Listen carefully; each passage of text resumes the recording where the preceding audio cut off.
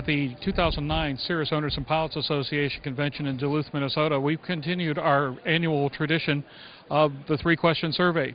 The second of the questions this time around basically revolving around a recent controversy in which Cirrus was held responsible for a pretty significant legal judgment after a VFR pilot blundered into, well, IFR conditions. There's been a lot of controversy on the item, and to make a long story short, the NTSB did find it was pilot error. So the obvious question is this: is the legal system out to get aviation? Is it being fair to aviation? Or for that matter, is aviation being fair in blaming the legal system for a lot of our ills? What's your opinion?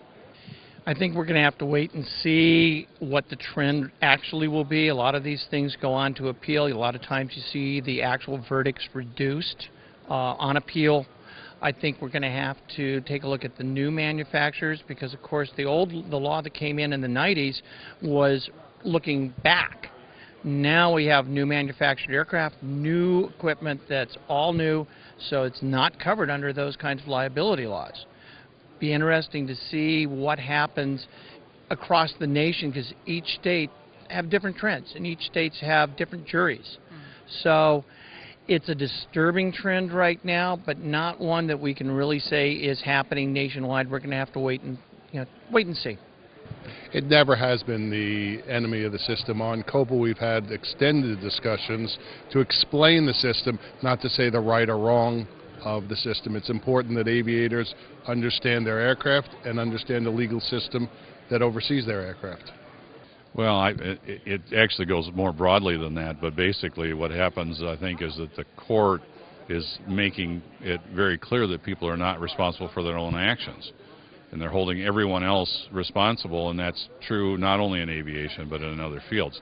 And I think it's a shame, and it raises the cost of everything that we do. Welcome to the Aero-News Network, the aviation world's most comprehensive news and information resource. Real-time 24/7 online audio and video programming, where aviation has been getting updated for over a decade. Distributing over 11,000 stories, features, audio, and video programs every year. Only ANN covers aviation and aerospace with this much depth, insight, and expertise. Check us out on the web at aero-news.net. Well, I think the biggest problem we have in our society today is the fact that everybody's a victim and nobody but wants to be responsible. And in a case like this, the individual chose to fly into this weather, chose to do this under his own accord, knowing that he wasn't qualified to do that. So, unfortunately, the family is suffering now because this victim is gone. But that doesn't necessarily mean that Cirrus is at fault or anything in the aviation industry is. This individual chose to do this with the knowledge that he couldn't do that. And we've seen that numerous times over the period of time with this that happens. And I don't think we're in any more trouble than we always have been. Aviation is just a big target because it's big money and lawyers look for ways to come after the industry. But I think people need to stop being victims and start being responsible for their actions. And the families have a hard time realizing that it was the victim, in this case, was the family, but the individual chose to do that, and he wasn't qualified. Well, it's just like the medical profession or anything else. Anybody can sue anybody from anything. And I think Cirrus is doing the right thing in appealing it, and going from VFR to IMC is pilot error.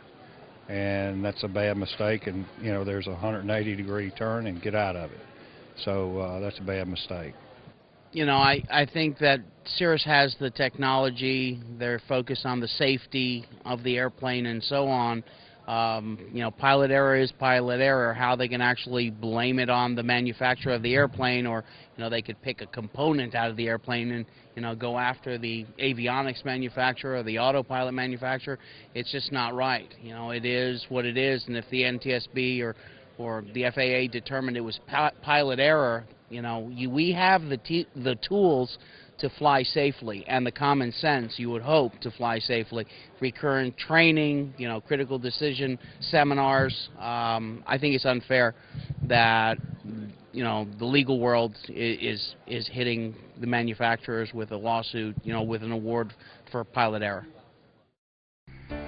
Cirrus designs Vision SJ50 single-engine personal jet, offers exceptional fuel efficiency, flexible seating for up to 7, advanced avionics, and all the Cirrus safety features you expect, including the Cirrus airframe parachute system.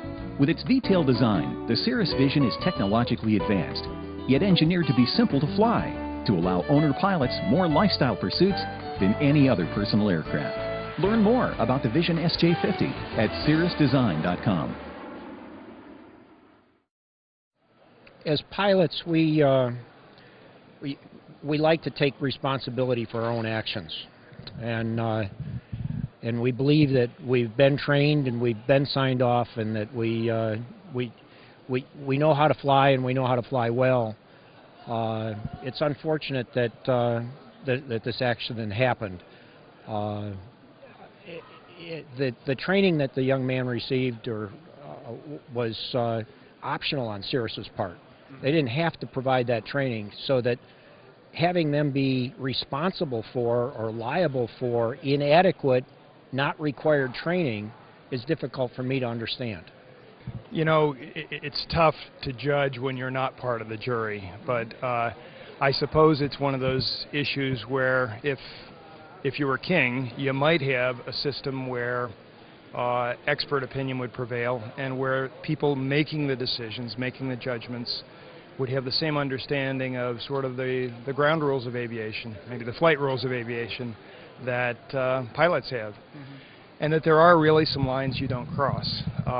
From the far outside, from the peanut galleries where we all sit, and not being part of that process, it surely looks as if they fumbled this ball.